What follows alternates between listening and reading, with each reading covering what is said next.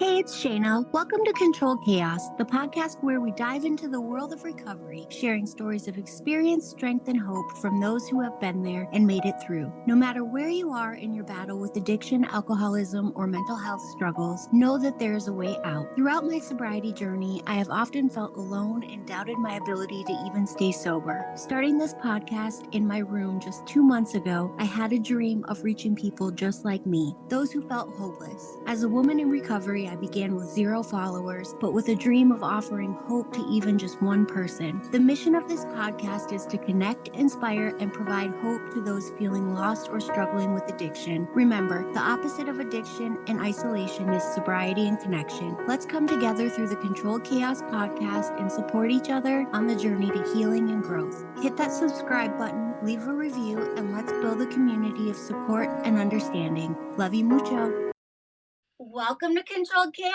My name is Shana, and I have Christina here with me today. You want to introduce yourself? Kind of tell us about you a little bit? Okay, sure. So, hi, you guys. My name is Christina. I'm 35 years old. I live in North County, San Diego, but I actually lived on Hawaii on the island of Oahu for 10 years.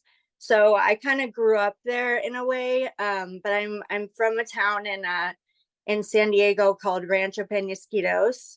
And yeah, I've kind of bounced all over. But right now I work in treatment at a program in Escondido called Serenity House. It's actually the last place that I ever used. Sorry, I'm like nervous. Hold on. That's okay. Take a drink of my water.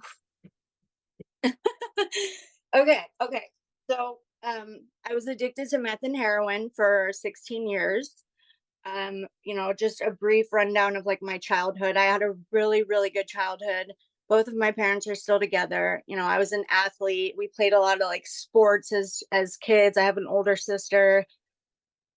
She's really successful, but my problem started with an eating disorder. Like that's what I struggled with from like age 9 to 13.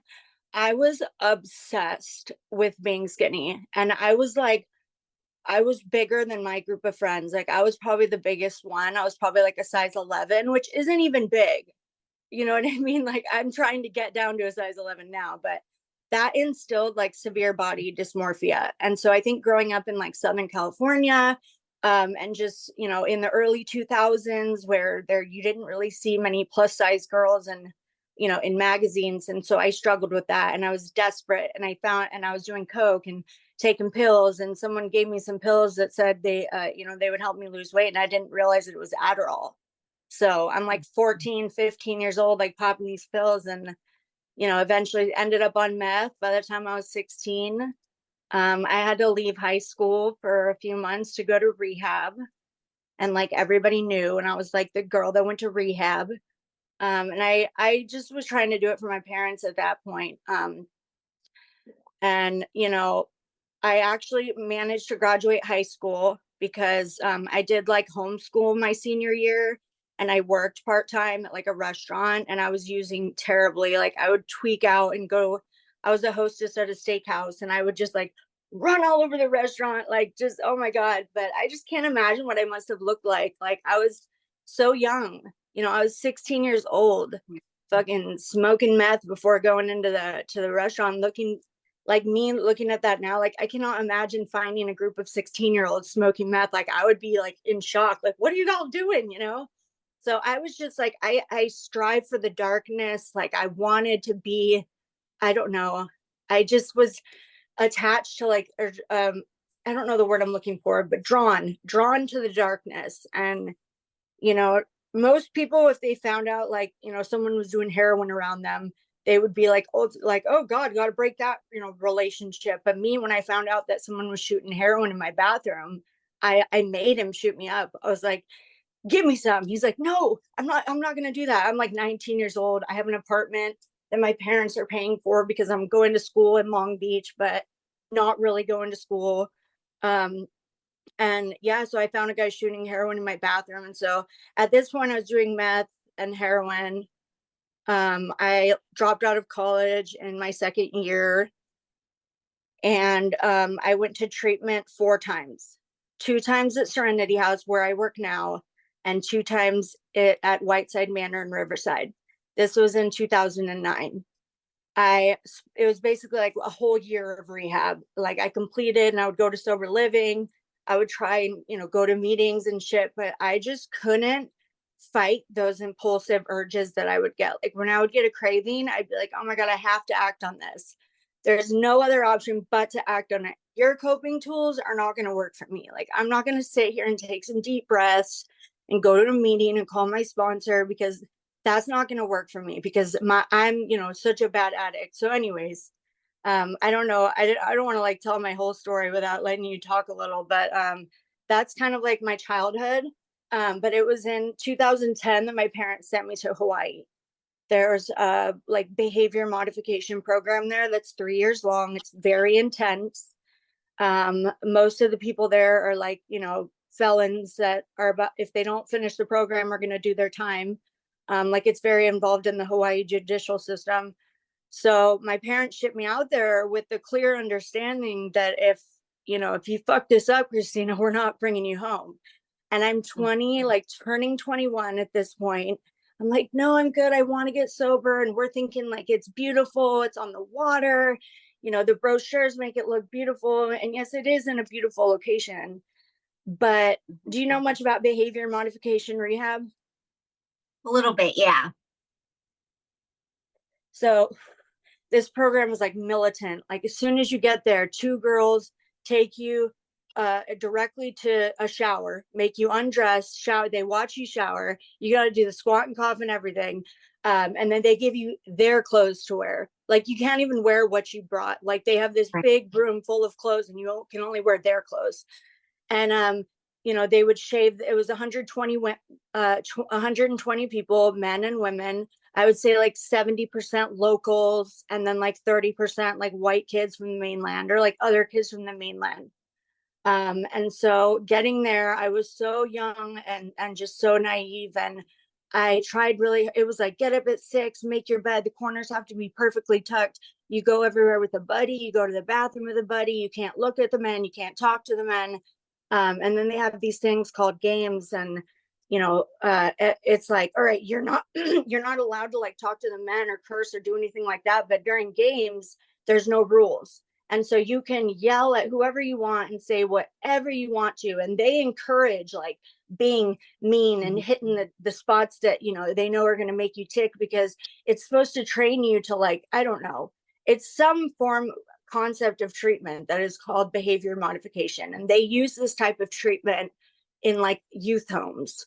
I've heard, or not youth homes, but like those camps that they send you to off, but anyways, so it was a really, really hard program. I was there for 3 months, and I kept getting in trouble. And when you get in trouble, they would give you these weird punishments, like sit in the corner and face the wall for an hour, for all day long, for 18 hours long, and clean the same chair out in public. And what they do is like they put you out in the courtyard on display with like a sign around your neck, cleaning the same chair for 8 to 10 hours. You can't talk, you can't laugh. If they see you laugh, your time starts over. Like just really strict, like really fucking strict. And it was traumatizing, and I tried to roll with it, but I ended up bouncing out to go get high, and I was gone for a whole weekend. I still to this day have no idea what happened that weekend. I know I hiked my ass up the main road. It was like a 2 mile like through the green pastures and shit, and I get to the main road and I look right and I look left, and I don't see anything but green, and like it's like there isn't like any stores around. I'm like, fuck, I'm just gonna start walking. And so I know I found a homeless dude to smoke some dope with. And then 3 days or 4 days later, I was in a downtown high rise in downtown Honolulu with some tweakers taking apart some laptops. And I was calling my dad, trying to get him to fly me home. And I didn't have a phone. I was like using people's phones, mind you. I didn't have anything when I left Tabilitat. I didn't have $1. But I hustled so after 4 days, I go back to this program, desperate, because I don't know what to do. At this point, I've gotten high, I'm coming down, I'm not at a point where I'm willing to like sell my body for anything. So how am I going to survive out here? So I try and go back to this program, and they put me in the corner for 10 days. And so at 6 a.m., I would wake up and go sit in the corner. They bring you your meals, and they might take you on 1 or 2 smoke breaks. And the 10th day, and you never know how long the punishment's going to go on either. Like what they do is they bring you up in front of the whole class, the whole family. Everyone's looking at you. All right, have you learned your lesson? All right. No, I'm going to keep you on it. Or, all right, you're off. And like the women would have to wear like stocking caps and like tuck their hair up into it and shit. And I just finally said, fuck it. I couldn't do it anymore. But After 10 days. after 10 days, he had brought me up in front of the family and made it seem like he was going to take me off. And then he put me back on. I don't know, probably because I was bitching or complaining or doing something I wasn't supposed to. I was very rebellious, and I had an attitude, and I definitely did not know how to control my emotions. So I would have these angry outbursts, threats to hurt myself, like I'll fuck you up, getting in your face, like just not being able to control myself like I can now. And so, yeah, I was a problem, a troublesome client. But I mean, the long version or the short version of Hawaii, because my time in Hawaii could be a whole podcast in itself, is I was homeless on the streets for a little bit, and then I found a way to a homeless shelter, and I was asking everybody, like, where do you think I should go? And they recommended another program on the other side of the island, which is actually in Waianae. It's on the west side. Anybody who's been to visit Oahu knows that like that whole side of the island is where all the drugs are and the gangs, and it's probably the worst side of the island as far as like, I don't know. Anyway, so I ended up there, and I went to their program for like 3 months. It was a cultural program. It was AA based. It was like a program I was familiar with. There's men and women. There was like 20 of us, and we would go out and do activities, and it was actually really fun. And I learned hula, and we had to like introduce ourselves in Hawaiian every morning, and I learned chants, and I'm like the only white person there. So I'm also getting bullied really bad by like the local girls. They were really mean to me. And then the local guys just like wanted to fuck me, and the girls didn't like that. So I was just getting bullied, and I couldn't really make any friends, and I couldn't stay clean. So I graduated that program and went to sober living for a little bit, and then I ended up getting high with some dude at Burger King. Did a fat line of meth in the bathroom. Like my nose is so fucked up from snorting meth. Like, anyways, but that began my journey of being homeless in Hawaii, on and off for the next 8 years. And at some point in those years, I met a man that I fell in love with, and he decided to use those feelings against me, and he abuses me in every way you could possibly think of. But trafficking me was probably the worst of it. And so that is probably like the thing I carry the most shame about. And the things that like I'm still really, really working on, like in step work and therapy and stuff. But yeah, how it looked like was I had managed to get a little car that like a loan, and my dad helped me, and I got like a shitty little car, and I ended up living in it. And there's not really any heroin or like opiates or fentanyl on that side of the island. It's mostly just meth. And so I wanted to find some heroin or some oxys or some downers or something. Like everybody was just doing meth. And they're like, well, you got to go downtown for that shit. So I packed my shit up and made my way downtown. Not like I had any shit to pack up, but it was just, I got my shit ready to go and like live down there in my car. And I basically I found some people that got me a dealer and shit. And I was surviving off like a 20 paper a day, like maybe panhandling. I would hold a sign. I was surviving off like a 20 paper a day, and that was not enough for me. I was a fiend. I would do the whole paper in one go. Boom, it's gone, and then I'm on to the next. And I didn't know how to hustle. I would have never dared sell my body or do anything in exchange for something like that. Also, I'll mention, the time I had spent in Hawaii, I experienced a lot of like physical violence, like men that I was hanging out with that just started for some reason or another, like beat the shit out of me. Like I had a guy fix this tattoo for me, and he told me that he just wanted to go practice. and that I didn't have to pay him anything. And I, told him, he was an older guy in his 50s, big, yoked out Hawaiian dude. Like he was really muscular and bald head, like scary looking, like a Brada kind, and he brought me to the motel. He did the whole tattoo. And then I had a feeling something bad was going to happen, but sure enough, he's like, all right, so you're going to suck my dick. And I'm like, what? That wasn't, part of the deal. I told you I didn't have any money. And we went back and forth about it, and I had never done anything like that before. And he was just so old to me at the time.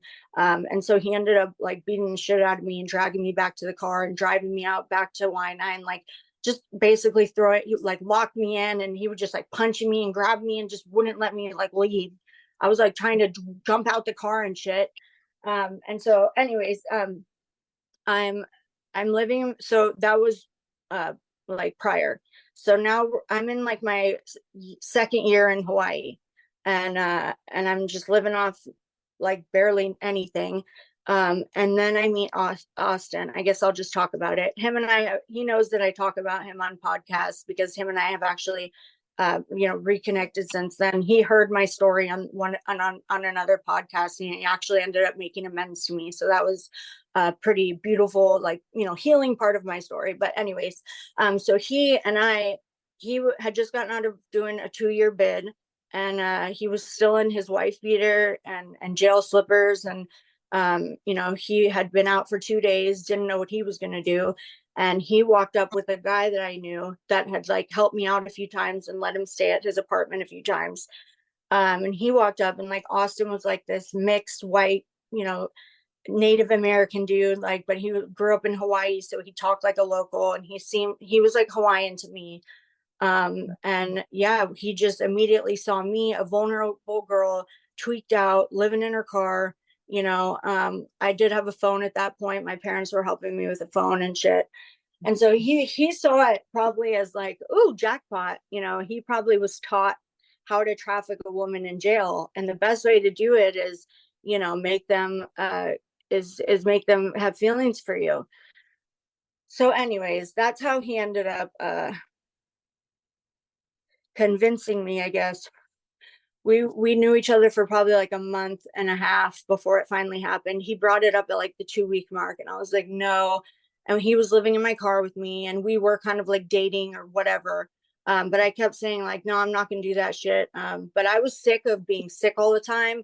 I was sick of not having the dope that I wanted. I'm sick of sleeping in my car. I was sick of fucking stealing food to survive. And he made it seem to me like, our lives would get better. And I guess you could say over the next 2 years, our lives did get better because we lived in apartments and we lived in, motels, and because with the money that I was bringing in. But I do remember the first night vividly. I was like, fuck, I just, whatever, I'll do it already. And so they had this older girl. She was like in her 40s. She like showed me what to do and walked around with me. And it was on like the Blade in Waikiki, which is like the block that all the girls walk on. And like, I had no idea what I was doing. I was like stumbling around in these stripper heels and this dress. I was like not even covering my fucking, and I had no idea what I was doing. I was like, hey, you want to hang out? Like, I would like run off and go get high with guys. And Austin would call me like, where the fuck are you, bitch? I don't see you. But I really got manipulated into like that bottom bitch mentality. Like, I am such a down bitch because I will do this for my man.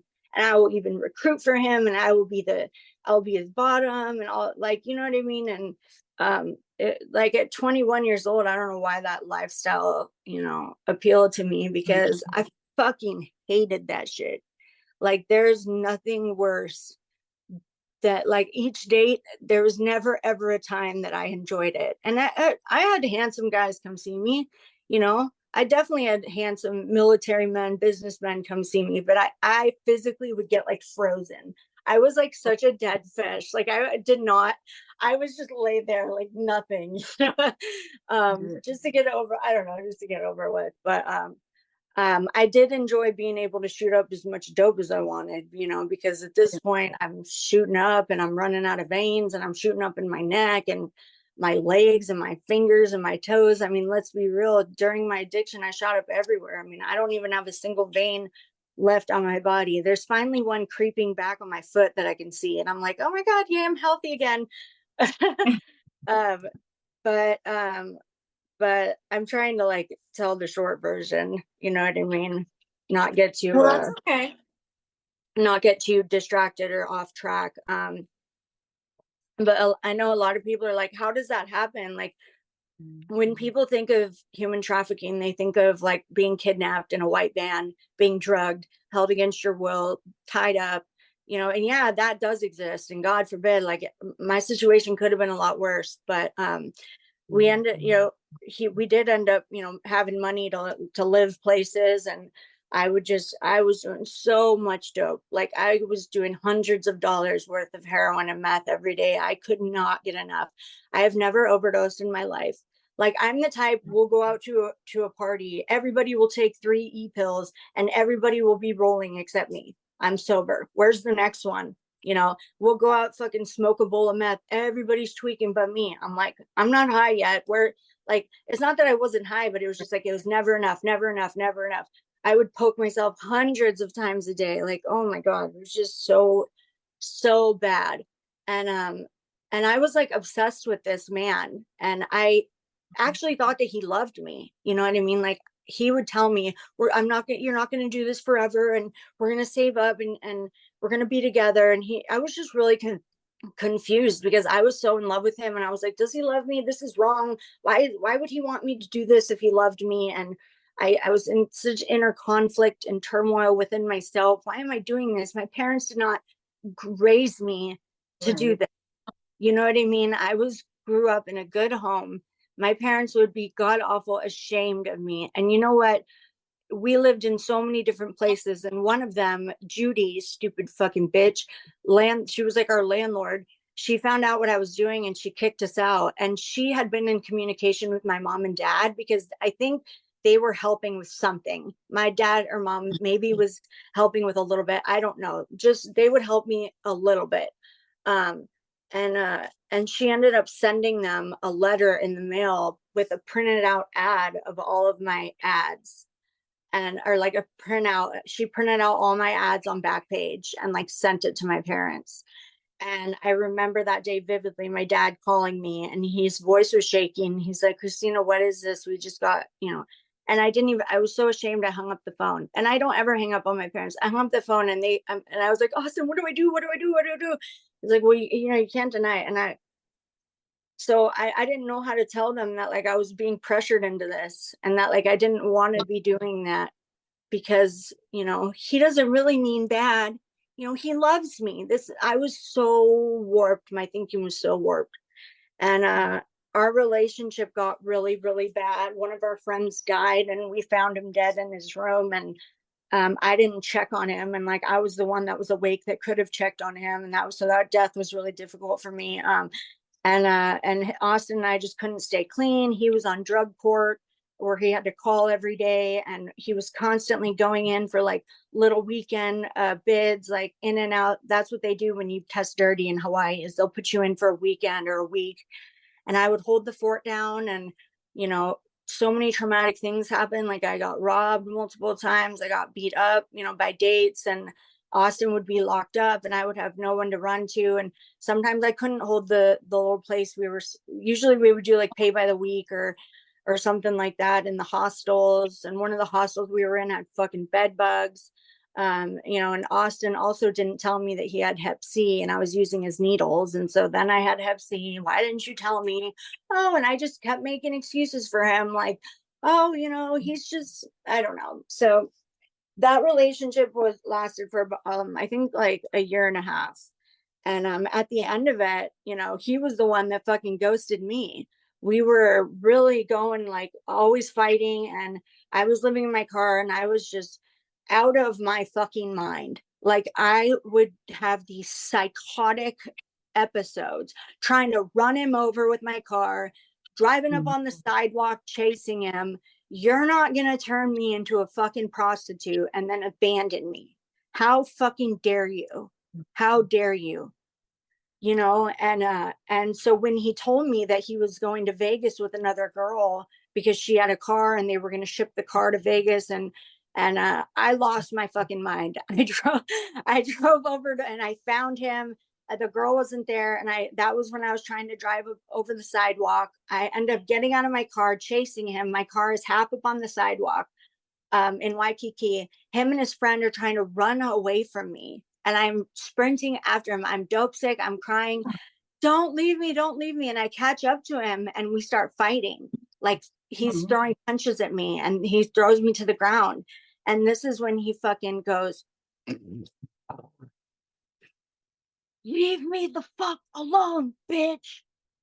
And I didn't even wipe the loogie from my face. I was in like the fetal position on the ground in Waikiki, and then he's like, fuck, and he ran off with Sean, and I rolled over and I turned and I was like watching him run off, and I was like, is he gonna come back? Is he gonna come back? And I realized after like 2 blocks that he really wasn't coming back. And so I stood up and I wiped the fucking spit off my face and I walked back to my car, and I couldn't tell you what I did. Like, this is just bits and pieces of what I remember. It's blurry. This was over 10 years ago. You know what I mean? So this is what I remember. But I probably went and tried to like OD. That's what I would do, is I would probably go and send him a text and say, I'm just going to do all the dope I have and kill myself because that's what you just did to me. Like I was like that. And I think it's important to talk about that because I'm not like that anymore, but I was definitely a drama queen, with undiagnosed depression, bipolar, unmedicated mental health. I mean, I was just so sick. I was so sick. And how dare he come in and do that to me? And so I was absolutely traumatized to the point where like I couldn't function. And that was when I met Fred. Fred was, one of my connects. He was this older Hawaiian man. He was up to my chin, and he was this older Hawaiian man with long hair. This fucking local brother that everybody called Uncle Fred.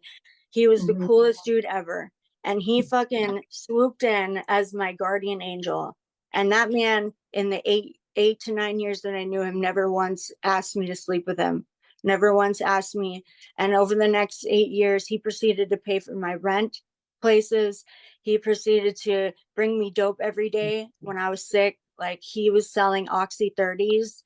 And so he made a lot of money off of those. That was when the doctors were giving them out like crazy. So Fred had like a lot of money at one point, and he took really good care of me. But after everything that happened with Austin, I moved in with Fred to his apartment for about 6 months, and I gained like 60 pounds. All I did was shoot up heroin and eat cheesecake and fast food. Fred would go out. I would go out and run dope for Fred. He had a couple mopeds, so he gave me a moped, and like I was kind of like helping him sell dope, and everybody knew me as like his runner, and that was a good time. And I think God, definitely played that part out for me, because I probably would have killed myself or ended up dead or doing something stupid. The addiction progressed, and ended up getting infections all over me from digging for veins and missing shots. I have had an infection on every single limb you can think of. I have a scar on my neck, my boobs, my stomach, legs, butt. Like, I've had to go to the ER so many times to get shit cut open and drained. So, that's another thing that people don't talk about because it's gross, but let's be real. Look at people in Kensington. My skin was never getting eaten like that because I wasn't doing xylazine, but skin infections is a very real part of recovery and like addiction, Yeah. How am I doing? Good. I mean, you're doing it. So the thing with me and Austin happened in 2012 to 2013, and we got a puppy in that time from our friend that we found dead. His puppy his dog had a litter of puppies, and so we had one. This is Major. So Major comes into the picture, and he's living at Fred's with me. I keep in mind all the fighting and shit that happened with Austin. We had Major. Like, Major was probably in the car when I was chasing Austin, trying to run him over. Right. I was sidekick. Yeah, and he would sit up on the back, like by the back window. Like, that was like his little safe space up there. But anyway, so that was in like 2013. So I started living with Fred, running dope for Fred. And that was good. Like, I was really blessed and lucky at that point. And Fred and my parents developed a relationship. And they were like, they love Fred, and they, would talk to him frequently. So anyways, I'm trying to think what the next big point in my story is. I think it's going to be the infections. So Fred's girlfriend ended up moving back from the States. And so he's like, I love you, but you need to find another place. And so he paid for it for me. Um, and then I got kicked out of like 2 places. And I think me and Fred would fight a lot. And he was like kind of fed up with me. And so I was back in my car. And then I was like living with this group of gay guys that were like, I love them all. Unfortunately, like, they were older gay guys, and like 2 of them ended up passing away in the time that I knew them. That was hard. But I was just living in this, it was basically a trap apartment. We would sell dope out of it. And I was going back to doing dates. Fred stopped selling dope at one point, and so I didn't have someone to bring me free shit all the time. So I had to go back to doing dates. And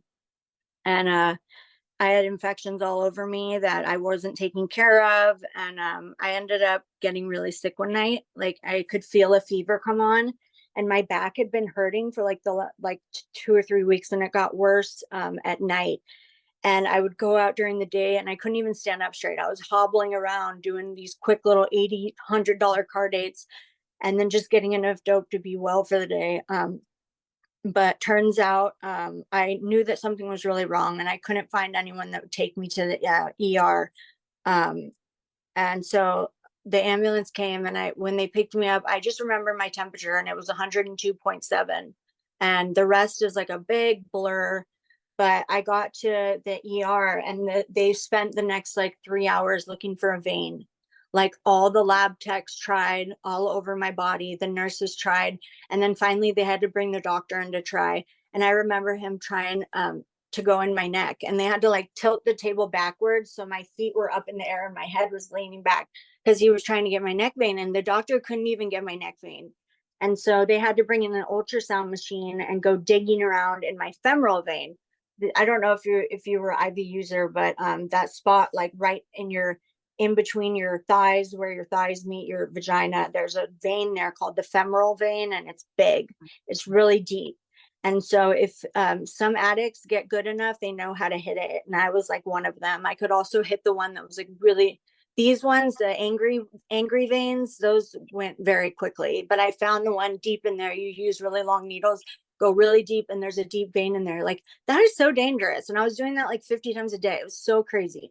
But I think because of all the infections I had on my arm, it ended up spreading into my spinal cord and my heart and my spleen and my lungs and my brain.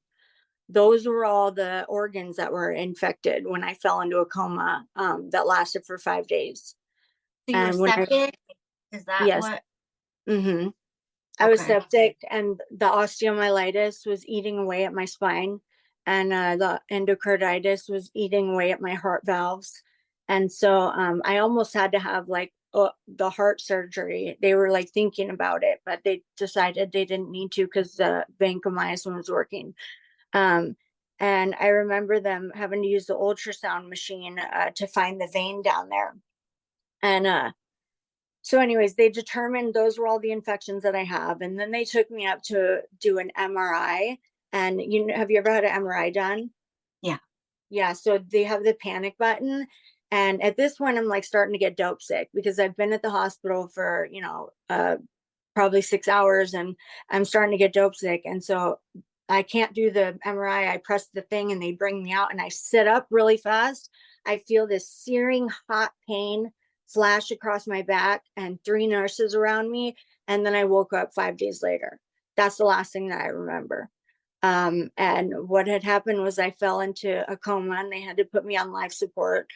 The doctor called my parents and said that I probably wasn't going to make it, and so they should probably come out to make arrangements. And at this point, my mom has been on a walker since I was in 8th grade. She had a spinal tumor that has left her with almost no feeling in one of her legs. So she's been on a walker for a long time. My dad is developing a brain tumor.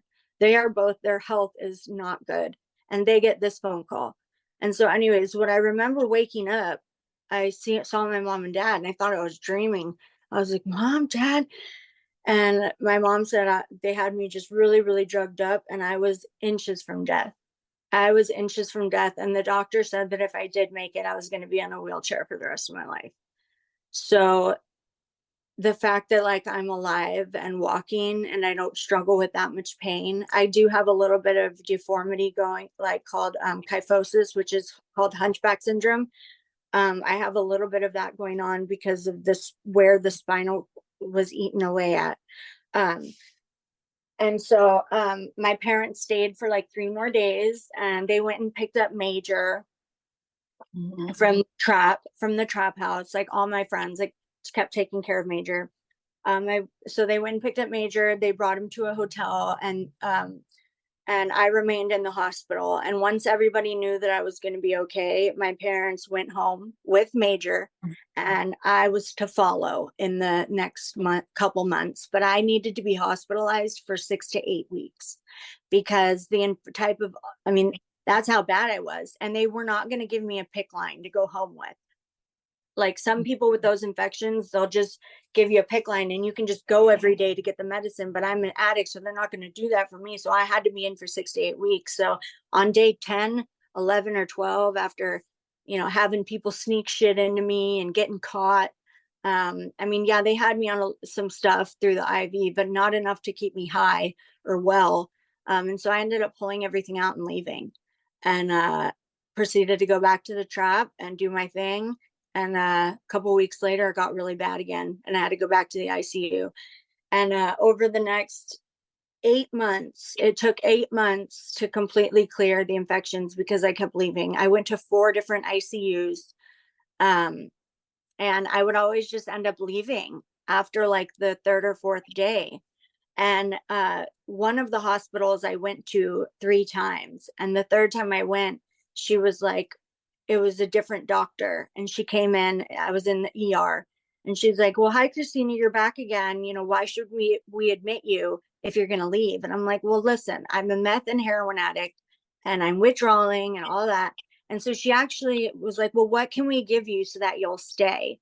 And I'm like, okay, well, I'm thinking in my head, I'm like, all right, well, let me be reasonable here. I'm like, well, Dilaudid in my IV, like every 4 hours, Ativan in my IV every 4 hours, because they were giving me pills and it was just not the same.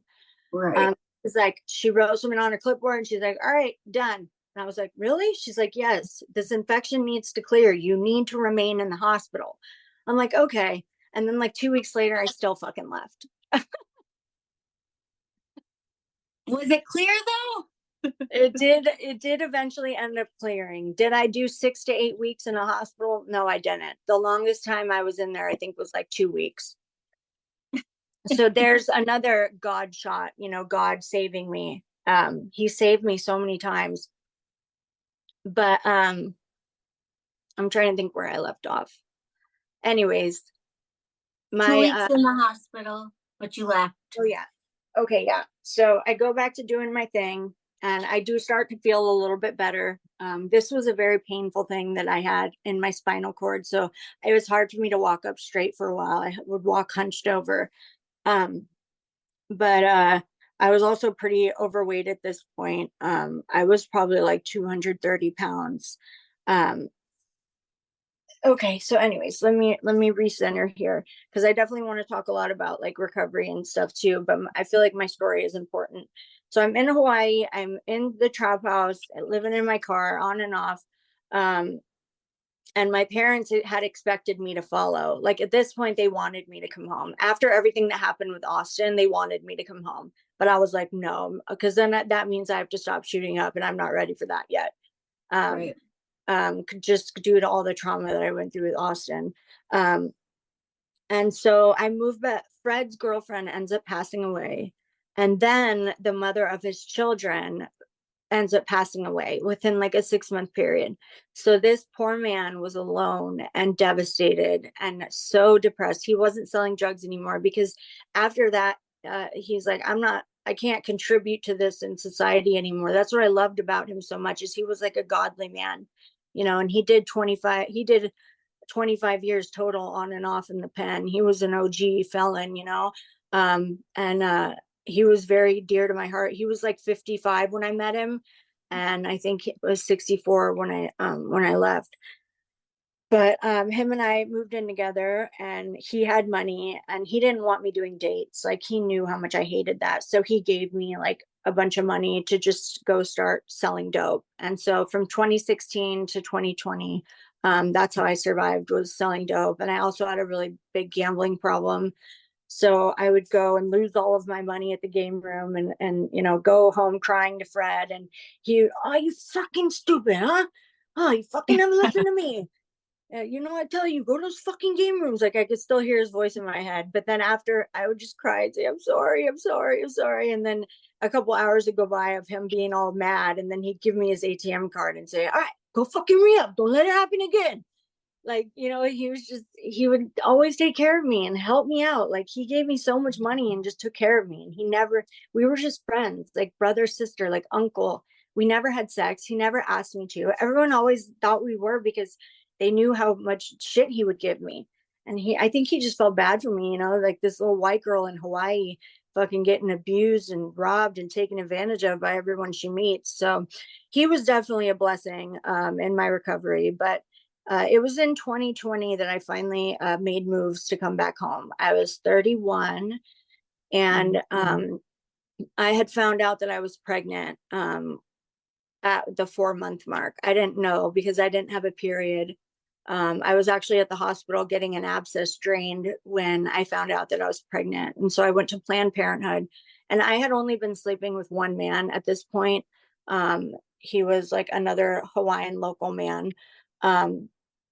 But anyways, had infections all over me still, shooting heroin and meth. And at this point, I'm doing fentanyl now too. I was not ready to bring a child into this world. And so I made the really painful decision to go get an abortion. And this is like probably the most traumatic thing that's ever happened to me. But I didn't know that it was going to be like so painful. They told me it was going to feel like period cramps. And it was painful to the point where I couldn't finish the procedure. And so they were like halfway done, and I had to go home with a diaper on that night and go back the next day for anesthesia. And so that was so traumatizing, like a 2-day process. And I don't know, that didn't really hit me until recently, as far as like any feelings about that. Like, after everything that happened with Austin, I was numb. I never cried.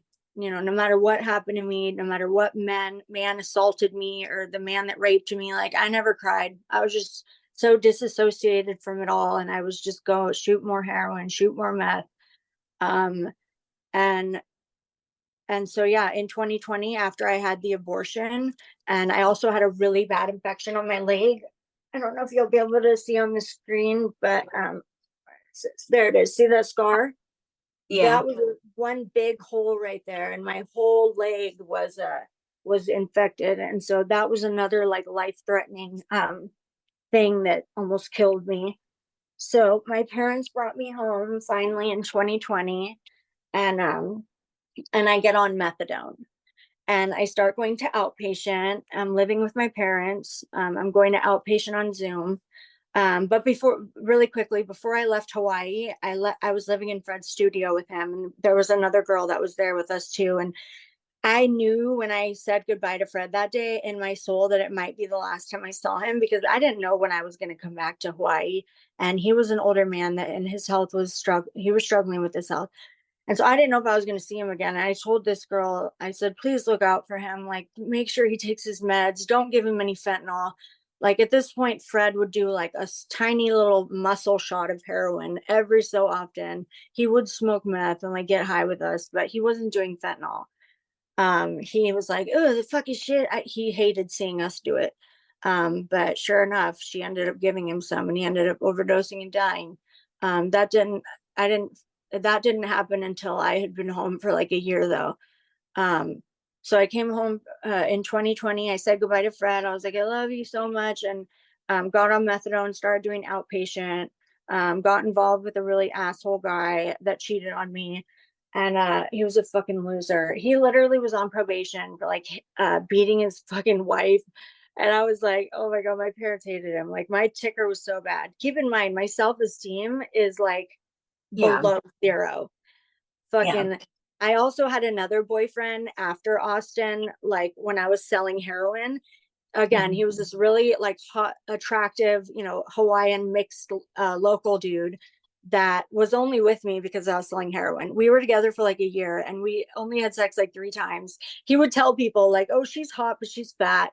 I'm just with her because she sells dope. And like, I knew this. And I would make excuses for him. And so my self-esteem was just non-existent at this point. You know, and also I had a lot of like sexual trauma happen with the 8 years that I did, you know, on and off like sex work. You know, I got raped and assaulted and robbed and all that jazz, but still working through all that. Um, so what happened? One night I decided that I could drink and I would be fine. And I took 4 shots of my parents' Bacardi. And literally that night I was shooting meth and heroin and fentanyl. I didn't even know where to get it, but I was like babysitting for my cousin's kids. And so I had just gotten like $500. And I think getting the money was kind of a trigger. And so I went out on a hunt and I ended up finding meth, heroin, and fentanyl. And that cracked out video that you see of me often that I post a lot, that was after 1 month into my relapse. I relapsed in March of 2021 on alcohol. And then I used all through April. And it took a month for me to get that bad again. Like I was 6 months sober or so when I had relapsed. But anyways, so I ended up back at Serenity House. Actually, no, I ended up in a psych ward. First, my dad came and saw me at a motel I was staying at and absolutely lost his, like devastated him. He had never seen me like that. It was the same day that I took that crazy video. So he saw me that day in person. He took me to the methadone clinic to dose. That's why I was with him. And we ended up getting into a huge fight in the car outside the methadone clinic, and he left me. I told him just leave, and I made a big scene at the methadone clinic. I don't remember what happened, but anyways, so it traumatized my dad though. He went home and he couldn't get out of bed for the rest of the day. My dad had a brain tumor in 2018 and 17, 18. He had to have 3 open brain surgeries. And this all happened in between me almost dying in Hawaii and me coming home from Hawaii. So those 4 years, my family here in California went through a lot, and I was still in Hawaii, you know, escaping from it because I didn't want to go face all that, you know. Sorry, I feel like I'm jumping around a bit, but anyways, my spiritual awakening, the first one happened when I ended up back at Serenity House, because I realized that I had gone. It was 2021 at this point.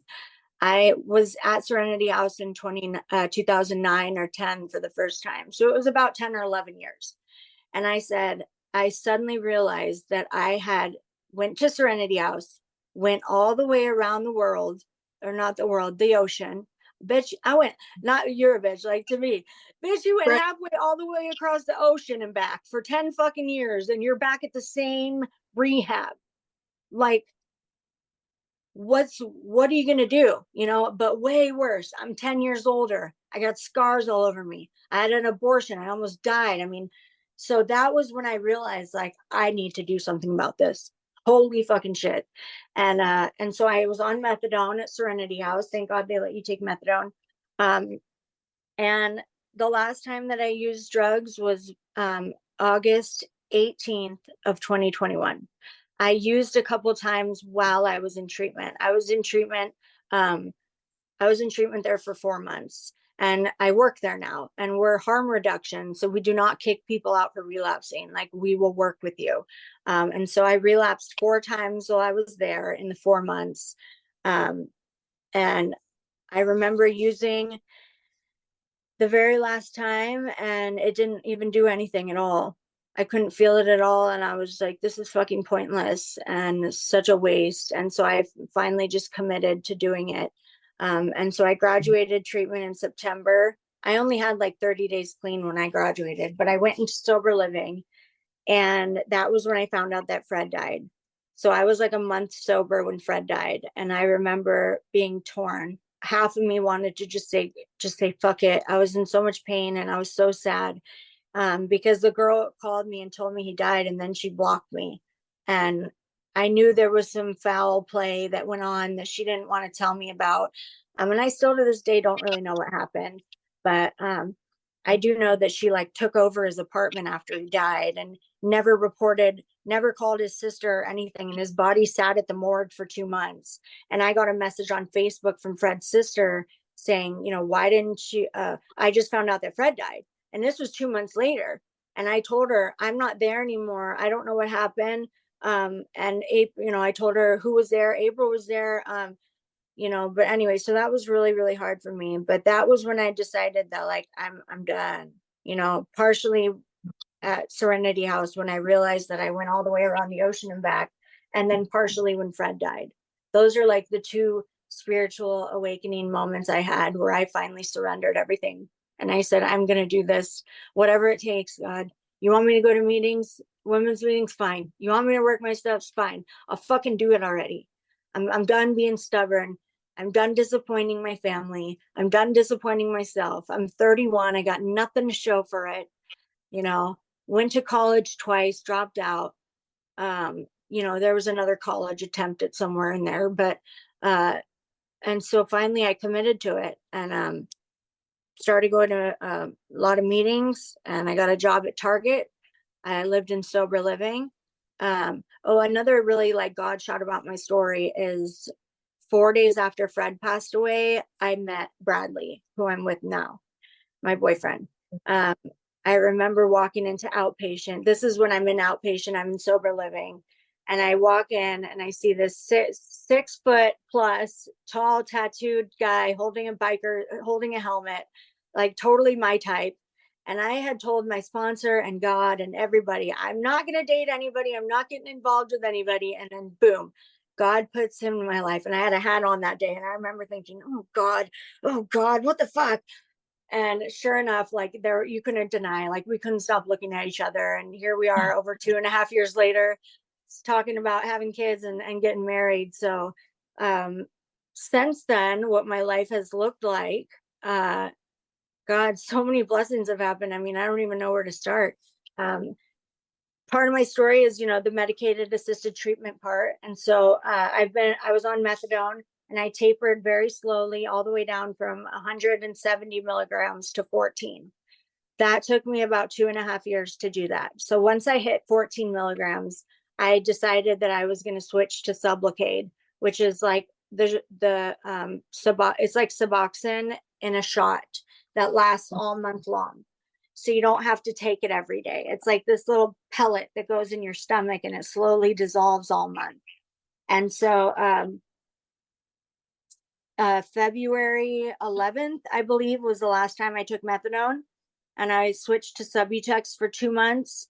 And then I got my first Sublocade shot. You're supposed to get three, a 300, a 300, and a 100 milligram. And that's the best way to do it so that you don't feel withdrawals.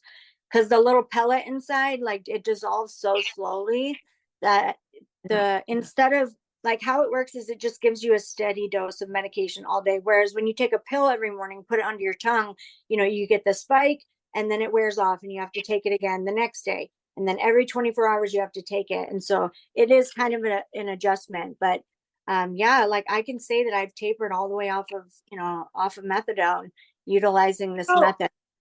Can you tell us, because I haven't had a lot of people on who've done medication assisted treatment.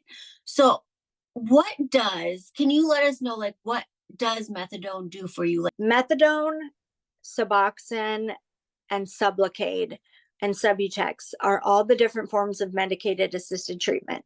Methadone is a full opiate. It does not produce euphoria though. So when you take it, it takes your symptoms away, but it doesn't like get you high. Well, some people it might get them high. Suboxone is a partial opioid and it also has naloxone in it. So if you do decide to go out and do so, what these medications do is it helps these people transition from being physically dependent on, you know, an illicit substance, say fentanyl or heroin, and be able to manage their life without opiate withdrawals are horrific. They last, the really intense part of it lasts for 2 to 3 weeks, and then the post, but there's a misconception with these medications that they get you high and that they're the same thing as heroin or fentanyl. And they are by far not at all. They are a replacement medication that is, I don't know. There's so many mixed opinions on it. And Well, and there is a lot of opinions. There's even so alcohol. I'm an alcoholic, and I was always told, because I worked in AA and in treatment, and it was like if you aren't getting sober or aren't able to stay sober, it's like something you're doing or not trying. And I relapsed always for like 2 decades. And I finally moved back home, which is hilarious because coming back to your hometown, right, sucks. You don't want to do it. And I got on Vivitrol, which helps with cravings, right? And I have been sober for almost 3 years. So it was almost like the same thing for me. Like people were like, you can't do medication, you can't. And I'm like, why? Yeah, it I'm so helps. And glad. I've been sober. Yeah. I'm so glad that you just brought that up, because that's what I was going to compare it to, is like Vivitrol or naltrexone. There are other alternatives. Like, yeah, if you abuse your methadone or Suboxone, like, yeah, it might get you sleepy or messed up. But if you take it at the right dose, it's all about the dosage. Like, if you're on the right dose, you would be completely normal all the way. You will not feel high. You will not nod out. And if you are high or nodding out, you're on too much. And so Right. that's why there's a misconception about it. It never got me high though. Like, even when I was on a really high dose of methadone, 172 milligrams is really high, but it still never like made me not out. Like I said, I have a high fucking tolerance for everything. To this day, I have never overdosed once. I've had a couple seizures from, like, one time I was trying to get that vein in my neck and I missed, and I shot the whole shot in the artery.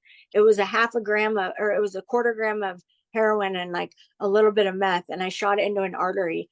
And Fred said I started seizing and I almost bit my tongue off. My tongue was like swollen as fuck for the next week. Oh my God, so many near death experiences. But yeah, I'm a big believer in medicated assisted treatment.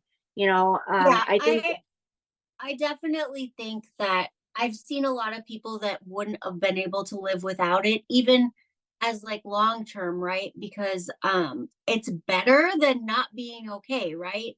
If you're able to function, you're able to live your life, I'm for it. And I still 3 years in, I take Vivitrol. So it saved my life. So I'm a yeah, fan. yeah, I really wish there wasn't like so much stigma attached to things. But you know what? Whatever keeps you sober. Like, this shit has helped me stay sober. And I wouldn't have been able to get this much clean time without those medications. I don't personally feel. Um Right. yeah, I'm a big supporter in it. But we still like find drugs on site all the time. Women are using on site all the time. And so I've actually like had a full pipe of meth in my hand at one point since I've been working there. But luckily, like, I had another staff member with me. Not saying that I would go and like do it, but I never thought that day would come, where I would be the one doling out controlled medications, and, the count is actually correct and I'm not stealing them. Right. Because Right. I'm a polysubstance addict. I also did a lot of Xanax. So Mhm. my time in Hawaii, that whole 10 years that I spent there, was it's just like I only remember bits and pieces. Right. So what does your life look like today? I know you're, happily in a relationship, thinking about having babies. What else? I like to consider my life right now balls to the wall healing. I am doing everything that I can to heal, from EMDR therapy to breath work to guided meditation to women's retreats to step work, to helping out the newcomer, to being of service, all of those things. I never did them before. I was introduced to AA. Oh, I told you that I left high school for a little bit to go to rehab. Yeah, I did. Mhm. Yeah. And I was 16, and it was there that I was introduced to AA. And I remember being at a meeting in like Orange County. I didn't know anybody there. And like this older Black man was sharing, and the 12 steps were behind him. And I do remember seeing kind of like a light coming out from behind him. And I'm thinking, why is this? It's God is telling me right now that this is where I need to be. But I was also really bitter about that, because that means that I am an alcoholic and an addict. And that means that I am one of these people, and there's no denying it. And if I do not do something, if I don't do all those things that I just listed to you, I will end up back with a needle in my arm. I definitely will. And this is not something that I think I'll ever be, we'll never be healed. We'll never be at the finish line. This is a constant, willingness to change your life and be teachable and be open-minded.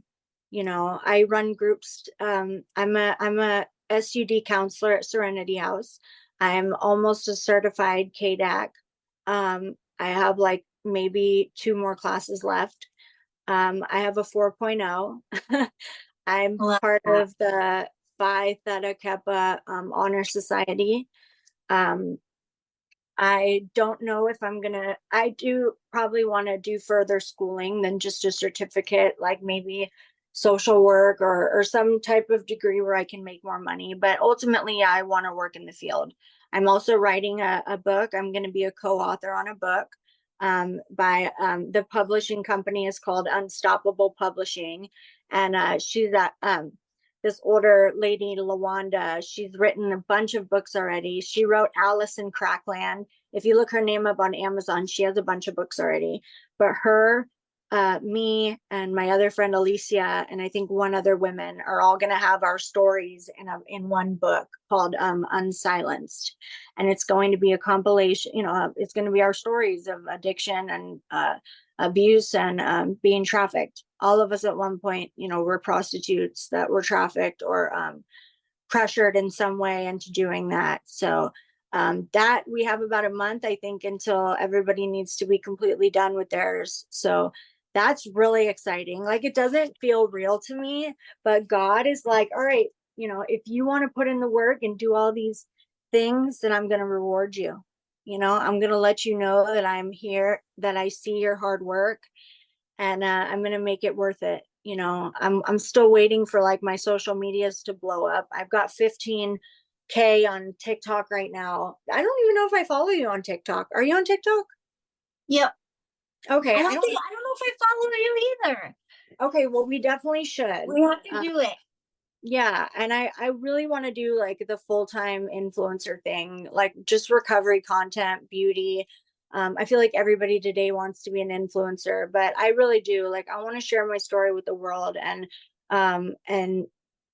be okay with it. I also I wasn't as funny this time, but like the last time I told my story, I kind of had a humor to it, and I told more jokes. But I like to, not make light of my past, but there's things that I can laugh about today. I mean, Right. the things that I saw as a sex worker, between a man wanting to wear a diaper, between, oh God, just men wanting to do some weird ass shit. But it's funny to laugh I at. can't imagine. Yeah. So I just finished my 5th step, so I'm on my 6th step now. I will have 3 years sober in August. Last time I used was August 18th, so that means my clean date is August 19th of 2021. My boyfriend Bradley just hit 3 years. But yeah, I love where I work. It's a big rehab with like 60 women. Most of our women are court ordered from jail or CWS cases. So part of my role is working with probation officers and CWS workers for reunification and visits. I'm a big advocate for allowing my clients to see their kids and stuff. The counselor is the go-to person to plan all that. And so that's a big part of my job. And I absolutely love seeing my clients see their kids when they haven't seen them in a while for a visit, and their face just light up. And it's like absolutely rewarding, but it's also extremely challenging. Working in treatment, as I'm sure you know, is very, very challenging. But I feel like it has changed me and taught me a lot. And it makes me a better person every day because it teaches me to be kind and compassionate and patient and loving and caring, because I relapsed in treatment there. So who am I to judge if someone decides to go out and relapse? Like the other women always shame the girls, like, and start like being mean to them when they relapse. I'm like, no, you guys, that's when they need you the most. Right. Like they always think the counselors are going to be mad at them, but it's like, no, I am not mad at all. I'm here for you more now. Like, what's going on? There must be something going on, and we're going to work through it together. So I think that my job has been a blessing from God. And, my parents and our relationship is restored, and their health has improved. My hep C has gone away. Let's see, I've lost about 60 pounds, and I still struggle with eating problems. Like, I'm on Ozempic right now because I have such bad, I'm a binge eater and I'm a bulimic, but I haven't thrown up in years. But that's what I used to do when I was like younger. I take Zepbound. When I got sober, I got all the way up to 300 pounds. So I'm down like 130, and I'm super excited. But I started Zepbound like 4 weeks ago, so I'm excited to see where that goes. That's amazing. Good for you. That is a lot of weight to lose. Yeah. And I So you still just did the Ozempic? yeah. So I had the gastric sleeve and I lost like 130. And then I started the Zepbound like 4 weeks ago to help with like more weight loss. Okay. Do you get sick from it ever?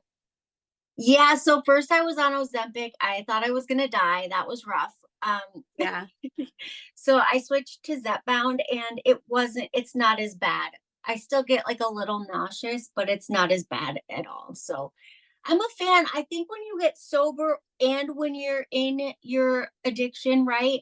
Your eating habits are crazy. You're either gaining, losing, whatever. There's no like, because your priority is drinking or using or whatever you're doing. And then you get sober and it's like, what do I do now? I eat. Yeah. I see women gain so much weight. I mean, in the 3 to 4 months that they're with us, some of them, yeah, but hey, It happens. I try and encourage, them to get out and walk um, but yeah, oh my God, I feel like you and I are like both on the same path towards Yes, healing. I was going to tell you, we need to go on a retreat together. I want to go on a retreat so bad. Okay, well, the next one is going to be next summer, unless we find one sooner. But the Las Hermanas Women's Retreat was absolutely amazing. There was like 200 women there. And then I also have a home group, a women's home group. I'm the secretary there right now. I've known these women since I came home from Hawaii. So going on 4 years. And they were with me through my relapse and have watched me taper all the way off. And they have validated my recovery. And some meetings like, oh, if you're on methadone you can't take tokens, or some dumb bullshit. And so, but this meeting never did that. So that's what I've done, is I've highly immersed myself in women's meetings. I would say my first year of recovery, I was kind of depressed. Like, honestly, I didn't really do any step work. I didn't do therapy. I saved all of that. Like, I kept putting it off, and I didn't actually start all that until my second year of sobriety. And since then, I feel like I have just blossomed. I wish I would have done it earlier. So like, that's what my words to your audience are to do balls to the wall healing. Do it all. Yes. So that is the last question on everyone. So we're going to do it. If you have to leave the audience with anything, and tell them your social media stuff so they can follow you. But what's the one thing you want them to remember from you? I want you to remember balls to the wall healing, because if you are trying to change your life, no matter whether it's drugs and alcohol, weight loss, food, you need to fully commit. Balls to the wall healing. Don't just change one behavior, change it all. Be open-minded. Try new things. The 3 things that have changed my life the most are breath work, EMDR therapy, and women's retreats. So if you're a male, go on men's retreats, just do everything you can so that you can heal and be a better person, because that's not going to come to you. You have to go out and chase it. If you stop the drugs and alcohol, that's fine. But if you want to better your life, you got to put in the work. You know what I mean? So get yourself a sponsor that's going to, hold you accountable, get your steps done, and get therapy. I mean, really, that's what it took for me to finally start feeling really happy and like good in my skin. So I don't even know how long we've been talking, but I hope I didn't go too long. No, you're good. We're right on point. But tell them your social medias so they Oh can yeah. follow you if Okay. they don't already. Okay. So my social media is Major Christina 89. It's Christina with a CH. I have Instagram, TikTok, Facebook, and I think YouTube. Oh, and Newsbreak. I actually have an account on Newsbreak that I post on a lot. It's the same name, Major Christina 89. And please follow me. And if you guys have any questions or want to message me, I always try and respond to people. If you feel weird reaching out, don't. Like, I'm really personable and I love helping people. So thank you so much for having me. Yes, thank you so much for being on. As we conclude this powerful episode of Controlled Chaos, a recovery podcast, I want to extend my heartfelt gratitude to each and every listener who has joined us on this journey of resilience and renewal.